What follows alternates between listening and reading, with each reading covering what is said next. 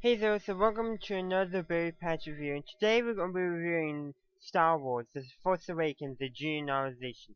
So this one I listened to the audiobook. It's only about 2 hours longer than the movie, just to let you know, so it's actually pretty short compared to the last audiobook I listened to. This one took me about a week to listen to, because I listened to it while I'm driving.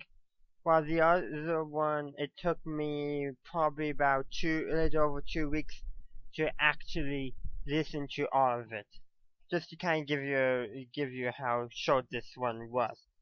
In fact, probably was less than a week, 6 days maybe. And my drives are like normally about on average 10 to 15 minutes long, so you can see why it takes me so long to listen to these. But yeah, um, uh, yeah. So just a few other like the book overall was pretty good. Some nice things they included. Some things I wish like why didn't they include, but they included in the film. Probably the biggest thing they included in here that they didn't include in the film was the fact, or not the fact I should say, but was how Poe got off Jakku, which was nice to see because that is a question because many people theorize maybe the Poe we saw, especially before the novelization came out, this one, theorized that maybe Poe, that was not the real Poe, which could have made some sense, but the novelization takes that out altogether. But that would have been an interesting twist for them to have shown if it wasn't for this novelization. That would have been a neat twist. But they didn't do that. But overall, the audiobook is pretty good. Or in the book itself, I presume as well. So if you have not read or listened to the audiobook for this one, go out and pick it up and do it. It would be a good refresher also for The Last Jedi the before The Last Jedi comes out. Go for a refresher of The Force Awakens before The Last Jedi comes out.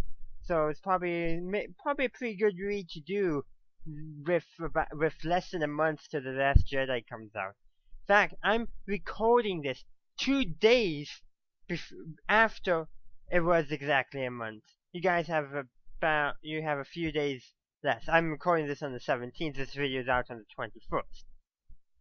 21st. But so yes, there's that.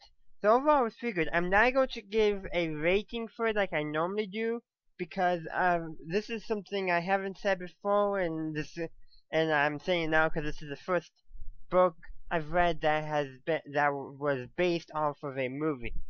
Any book that was based off of a movie, I will not be giving a rating of. No, mainly because I just don't feel like, that I know it's based off of a movie. Let me put it that way. Now, books that provided the basis for a movie, I'll still treat like any other book. But if a book is based off of a movie, I won't be giving a review of that. Now, this book I somewhat feel like I should because I never actually did a Force Awakens review. But I'm not going to, in fact, because this is kind of covering that stuff. But yeah, overall, it's pretty nice to see, pretty good. I would recommend, if you want a refresher before The Last Jedi, you can either read the book or listen to the audiobook like I did. If you don't have it, you got your public library. They have all the books, and if your specific library doesn't, you can easily get it from another library. But so yeah, there's that. So pretty good idea to do. I would highly recommend you reading or listening to this before The Last Jedi comes out. You could also always watch The Force Awakens, which I know I'm going to be doing anyhow, but this is kind of good to see because maybe there'll be some other things coming in that might be that you don't pick up on if you only watch the movies.